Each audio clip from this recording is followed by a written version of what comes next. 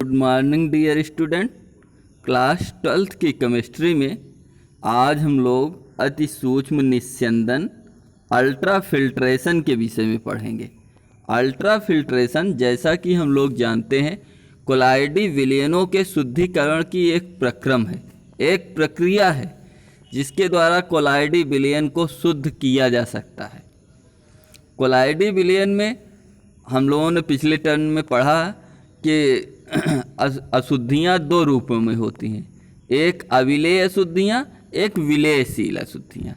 यदि अविलेय अशुद्धियाँ घुली हों तो मिली हों उसमें तो उन्हें छान कर पृथक कर दिया जाता है, और यदि विलेयशील अशुद्धियाँ मिली हों तो विलेयशील मीन्स उसमें पूरी तरह से मिश्रणीय हों, मिल गई हों, तो उन्हें पृथक करने के लिए या तो हम अपोहन की प्रक्रिया करते हैं या अतिसूक्ष्म निस्यंदन की प्रक्रिया करते हैं। तो अपोहन के विषय में हम पिछले टर्न पर पढ़ चुके हैं। आज हम अल्ट्रा फिल्ट्रेशन या अतिसूक्ष्म निस्यंदन के विषय में जानते हैं। इस प्रक्रिया में क्या होता है, सामान्य फिल्टर पेपर के छिद्रों का आकार बड़ा होता है। सामान्यतः जो जनरली फिल्टर पेपर यूज किया जाता है उसमें जो सूक्ष्म छिद्र होते हैं जिनसे छन छन करके जल की बूंदें नीचे जा सकती हैं और अशुद्धियाँ नहीं जा पाती, तो ऐसे फिल्टर पेपर का आकार बड़ा होता है। इस कारण उसमें अशुद्ध कण, कोलाइडी कण आसानी से पार हो जाते हैं। तो उससे अशुद्ध कण, अशुद्धता के जो कण रहेंगे और कोलाइड दोनों आर पार चले जाएंगे। अतः अशुद्ध साल से वैद्युत अपघट्ट की अशुद्धियों को दूर करने के लिए सामान्य फिल्टर पेपर का उपयोग नहीं किया जा सकता, लेकिन सामान्य फिल्टर पेपर के छिद्रों को छोटा कर दिया जाता है।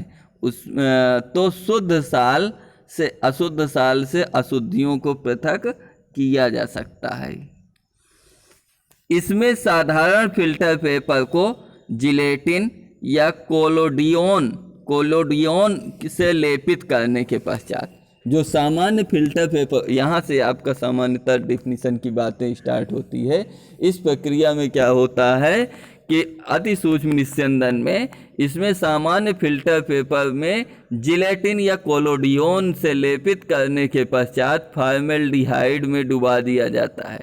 इस प्रकार फिल्टर पेपर को अति सूक्ष्म फिल्टर पेपर कहते हैं क्योंकि उनके छिद्रों का आकार छोटा हो जाता है, तथा इसके द्वारा अशुद्ध कोलाइडी विलयन व साल को छानने के प्रक्रम को ही अति सूक्ष्म निस्यंदन करते हैं। इस प्रकार अति सूक्ष्म फिल्टर पेपर से जो हम छानने का कार्य करते हैं, छान करके जो शुद्ध कोलाइडी विलयन प्राप्त करेंगे उसे अति सूक्ष्म निस्यंदन कहेंगे। ये आगे यहाँ चित्र में दिखाया गया है कि यह आपका टैंक टाइप से है। अल्ट्रा फिल्ट्रेशन की प्रक्रिया हो रही है। इम्प्योर सॉल जो है यहाँ से डाला जा रहा है और यहाँ पर क्या हो रहा है, गैस का प्रेशर दिया जा रहा है, गैस प्रवाहित किया जा रहा है। तो इम्प्योर सॉइल जो यहाँ पर भरा हुआ है सॉल, वो क्या होता है, इस filter paper ultra filtrate support wire paper या अति सूक्ष्म निस्यंदन का जो फिल्टर पेपर है जिसमें छिद्रों का आकार छोटा हो गया है, यहाँ पर ये लगा दिया गया है ये, और इससे बूंद बूंद करके ये शुद्ध सॉइल नीचे गिर रहा है और ये अल्ट्रा फिल्ट्रेट सॉल्यूशन कहलाएगा। अति सूक्ष्म निस्यंदन के पश्चात शुद्ध विलयन जो है यहाँ प्राप्त होता है, अशुद्धियाँ यहाँ जमा होती रहती हैं। अब हम कोलाइडी विलयनों का गतिज गुण, कोलाइडी विलयन में कुछ न कुछ गुण पाए जाते हैं, गतिज गुण, प्रकाशिक गुण, वैद्युत गुण, इन गुणों का बार बार अध्ययन करते हैं। तो गतिज गुण जो आपका है कोलाइडी विलयन का, उसे ब्राउनियन मूवमेंट या ब्राउनी गति कहते हैं। ब्राउनी गति क्या होता है, यानी कोलाइडी विलयन जो होते हैं ये किस प्रकार गति करते हैं। सर्वप्रथम सन 1827 में अंग्रेज पादप वैज्ञानिक वनस्पति शास्त्री जो वनस्पति विज्ञान का अध्ययन करते हों, रॉबर्ट ब्राउन ने कोलाइडी विलयन में उपस्थित कोलाइडी कणों में विशेष प्रकार की गति देखा। ये देखा लिखा हुआ है, रेखा टाइप से दिख रहा होगा। देखा जिसे उन्होंने ब्राउनियन गति नाम दिया। अर्थात ये इतिहास की बात हुई कि रॉबर्ट ब्राउन ने 1827 में ब्राउनी गति का अध्ययन किया। रॉबर्ट ब्राउन के अनुसार ब्राउनी गति होता क्या है? कोलाइडी विलयन को अति सूक्ष्मदर्शी के द्वारा देखने पर बताया कि कोलाइडी विलयन के कण लगातार टेढ़े मेढ़े, जैसे ये टेढ़े मेढ़े जिग जैग कभी लौट करके इस तरह से गति करते रहते हैं। कोलाइडी विलयन जिग जैग मार्ग में अनियमित गति करते रहते हैं। कोलाइडी कणों की इस गति को ब्राउनी गति कहते हैं। अब ब्राउनी गति का यहाँ पर भी ये फिगर बना हुआ था, और ये आपका बुक का फिगर ले लिया गया है ताकि आपको देखने समझने में अच्छा लगे।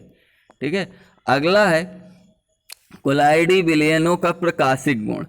प्रकाश के प्रति उसका व्यवहार कैसा होता है? तो कोलाइडी विलयनों के प्रकाशिक गुण को टिंडल प्रभाव कहते हैं। सर्वप्रथम फैराडे ने टिंडल प्रभाव का अध्ययन किसने किया? सबसे पहले फैराडे ने किया। फैराडे नामक साइंटिस्ट ने टिंडल प्रभाव का प्रेक्षण किया। कुछ समय पश्चात सन 1869 में टिंडल ने इसका विस्तार पूर्वक अध्ययन किया और बताया कि जब अंधेरे में रखे कोलाइडी विलयन में तीव्र प्रकाश पुंज, जब अंधेरे में रखे कोलाइडी विलयन में तीव्र प्रकाश पुंज माने टार्च की लाइट एक प्रकार से प्रवाहित की जाती है, तो इन किरणों का मार्ग नीले प्रकाश द्वारा दृश्यमान हो जाता है, नीले रंग के प्रकाश द्वारा दिखाई देने लगता है। इस घटना को टिंडल प्रभाव कहते हैं तथा दृश्यमान मार्ग को टिंडल शंकु कहते हैं।